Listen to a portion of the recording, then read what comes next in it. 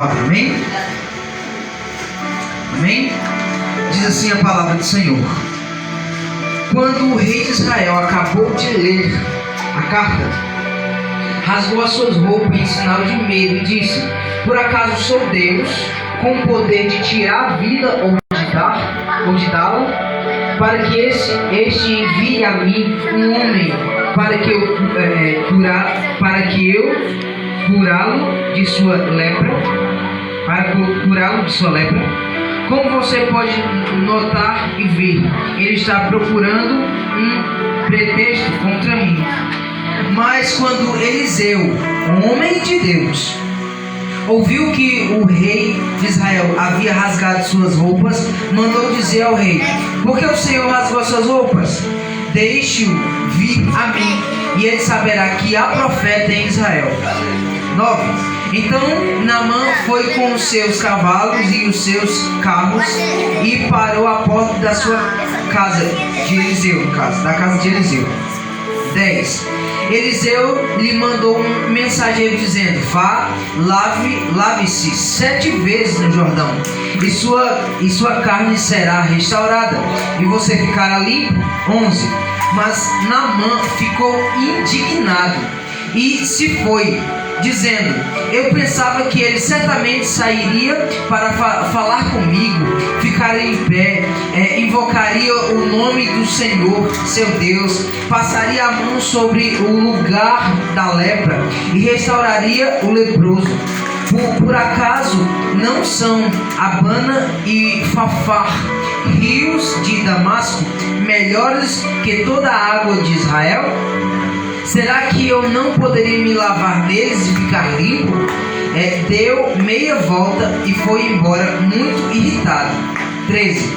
Então os seus oficiais se aproximaram e lhe disseram: meu pai, se o profeta tivesse dito alguma coisa difícil, por acaso o Senhor não faria? Muito mais agora que ele apenas disse: lave-se e você ficará limpo.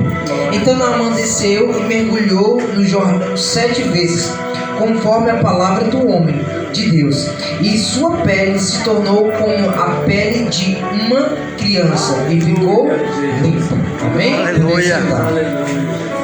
Irmãos, essa palavra ela é muito interessante, ela é muito forte para os nossos dias. Por quê? Porque no começo do texto, todo mundo já conhece, né? A história de Naamã é bem conhecida. A gente acabou de ler, mas no começo, antes dele encontrar esse profeta, dele ser curado, dele ir para Israel, dele mandar essa carta, ele ouve falar do profeta que existe em Israel. E quem falou foi uma menina. Uma menina, irmãos, que ela foi... É como se ela tivesse ser sequestrada, né, no caso. Existiam muitas guerras naquela época e o maior rei, a maior tropa, o maior exército ganhava. E quando eles ganhavam, eles pegavam para si servos, pessoas daquela tribo, daquele reino, e levavam com eles para poder eles servirem aquele reino. Geralmente eram os altos, os bonitos, os inteligentes. Eram pessoas que eles olhavam e falavam assim: rapaz, dá para alguma coisa, dá para me servir. Então eles foram para uma guerra, ganharam essa guerra e pegaram essa menina, essa moça, como escrava para trabalhar com a mulher de Naamã. Então essa menina vai falar: se o meu senhor Naamã conhecesse o profeta da minha terra. Aleluia. E aí essa conversa chega aos ouvidos de quem, irmãos? De Naamã. E ele vai até o senhor dele e pede para ir até esse profeta. E o profeta, o senhor dele diz: vá, pode ir. E ele diz: eu vou mandar uma carta para o rei de Israel. E quando a carta chega, aí vai acontecer o que a gente leu no versículo 7. O rei rasga suas vestes. Por quê? Porque o rei achava que eles estavam tentando achar alguma coisa para guerrear, para eles, para o rei de Israel entrar numa guerra e perder. Só que não era isso. Eles não estavam atrás de guerra, eles estavam atrás de uma cura. Então a gente olha para isso e vê claramente, irmãos, Deus agindo. Por quê? Porque em meio a muitas guerras, geralmente a gente não está atrás de guerra. A gente está atrás de nos curar, de nos limpar, de arrancar alguma dor do nosso coração, de arrancar alguma vergonha.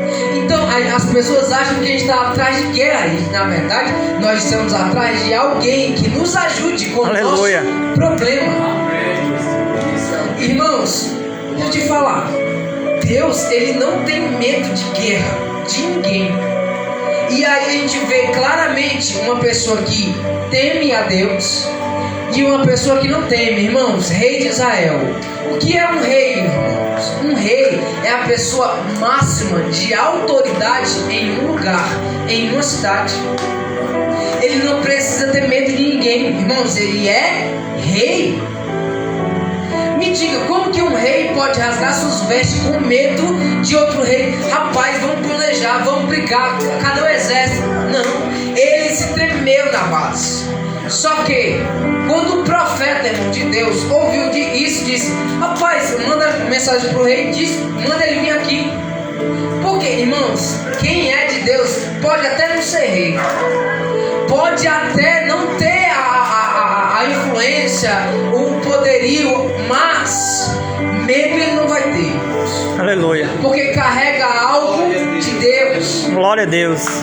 Então, quando acontecer alguma coisa, irmãos, alguma coisa espiritual, alguma coisa está acontecendo na sua casa, começa a orar. Por quê, irmãos? Nós carregamos algo de Cristo. Então, se eu carrego algo de Cristo, irmãos, significa que eu tenho poder na terra de fazer alguma coisa. Mas geralmente a gente começa a fazer isso quando a coisa está ficando ruim, quando está dando tudo errado. Aí você fala assim: rapaz, acho que uma oração presta, acho que serve na hora dessa. E Deus já falando assim: rapaz, era para você ter começado a orar antes, muito antes.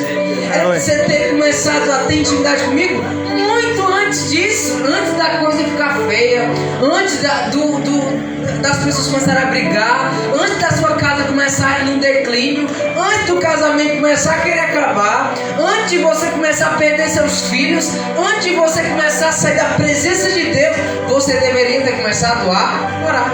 Aleluia. A ler uma Bíblia. Por quê, irmãos? Porque a gente lembra de Deus, e é muito claro.